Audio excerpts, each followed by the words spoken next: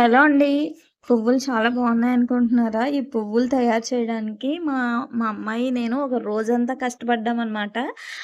Tissue పేపర్‌లు పెట్టుకొని అంటే హెయిర్ స్టైల్స్ వేస్తున్నాను కానీ, మీకు ఆ హెయిర్ స్టైల్‌కి పువ్వులు ఎలా పెట్టుకోవాలో కూడా నేను చెప్పాలి కదా! మీరు వేరే వేరేగా పెట్టుకుంటే మీరు వేసుకున్న హెయిర్ స్టైల్‌కి సెట్ అవ్వదు కదా! సో, అలా చెప్పడం కోసమని ఈ పువ్వుల్ని రెడీ చేయడానికి మా అమ్మాయి, నేను అలా కూర్చొని మార్నింగ్ మొదలుపెడితే ఆఫ్టర్‌నూన్ 4 అలా అయిపోయిందనమాట. ఇద్దరం కలిపి మొత్తం ఈ పువ్వులన్నీ రెడీ చేసుకొని హెయిర్ స్టైల్స్‌కి పెట్టడానికైతే ట్రై చేస్తున్నామనమాట. ఎలా వస్తదో అవుట్‌పుట్ ముందేం అనుకోలేదు.